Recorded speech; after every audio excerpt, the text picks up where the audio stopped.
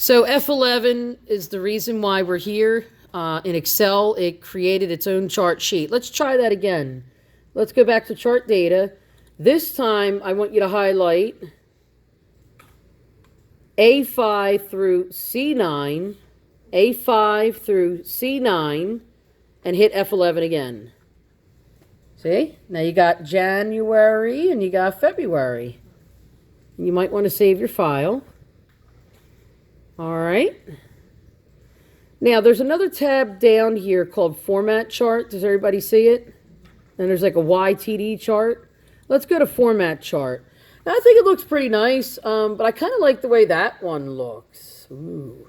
So, on Format Chart, let's follow the instructor. Across the top of your screen is this chart tool, see?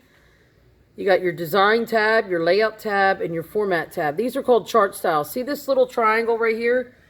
That's called the More button. Click on that. Make your selection. Pick whatever you want. And just like that, it has a whole new look and feel. Now, granted, I do like the colors, but I would probably be more interested if I could actually change the chart type a little bit. See at the top left corner of my screen? That button, Change Chart Type, is going to make it all possible. Change chart type whenever you're ready. Dialog box opens up. That was the one we noticed on the YTD chart. Has that three-dimensional effect. See? You can actually, instead of having to go down to the OK button, you can actually just double-click that. I'll do that again in case you blinked. See it? See, it's selected 3D clustered column. Instead of clicking OK, just double-click the thumbnail of the chart. See? Easy does it. What do you think? It's kind of cool. It looks a little different than the other, but I like it. Now, some other things you might wish to add. You might desire to add some layout options. See under my chart tools, and it's highlighted in green. See where it says layout? Over here, we have some labels. What do we have? Well, first of all, we have the legend. See, I might want to show my legend at the top or the bottom. You can choose whatever you want. That's your legend. Data labels. See, I'm going to show them. It's not too bad. I mean, you know, remember, you're only at 75%, so you might want to zoom in. Now, not for nothing, I don't know if you know this, but watch this. If I click this number and I grab its border, did you know you can move it? Because they're kind of overlapping. You know an ugly thing when you see one, right? That was looking kind of bad. They were like having a head-on collision there. So, like I say, it's a little tricky, but it can be done to make sure everything is legible. Just grab the number if you have to. So your chart tools would basically house your design, layout, and format items. Okay? All right. Now suppose you did all this stuff.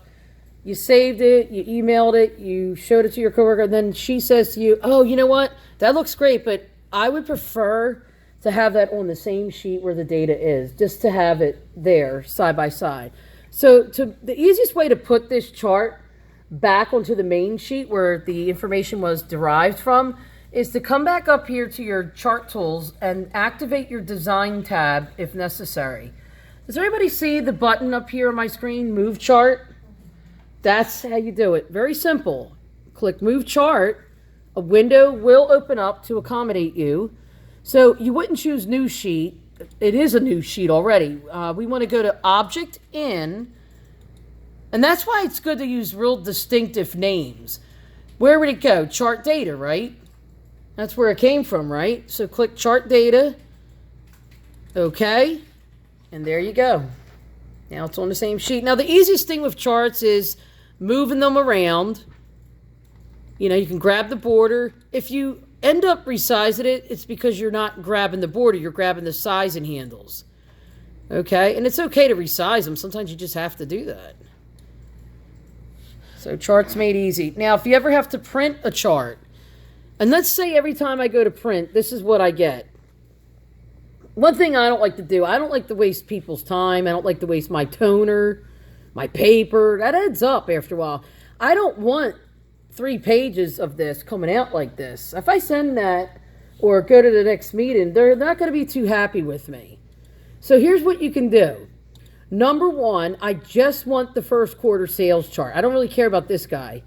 So if I click the chart, now when I go to file to print, I get just that chart. The key thing is, if you only want to print that chart, you got to highlight it. You got to click it. File print. So if I click this chart, file print, or Control P, that's exactly what I'm going to get. It's when you want the whole big picture. That's when you got to get into your print properties. Like, for example, I know when I go to file to print, this is not going to be great. I know that. All right?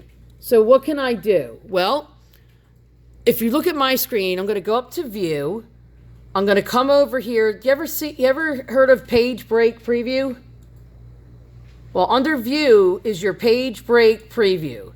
And they get real excited when you come and visit them. See, look, welcome to Page Break Preview. Do not show this dialog again. After a while, that will bother you. Click OK if you get that. You see the issue here? So watch what I do. See this page break line? You can look at my screen if in doubt. I'm just going to pull this guy all the way to the right. So again, how did I get here? View, Page Break Preview. And then I'm just making the adjustments. Now let's see, if I go back to normal view, again, View, Page Break Preview, click OK if it says Welcome. Now, Control P or File to Print, and the crowd goes wild. Remember, I had 3 pages. Now, how many do I have now? 2. Much better, right? And there's some other print options and things you might want to use. But remember why we're here. We're here because of charts. So let's go ahead and save our document.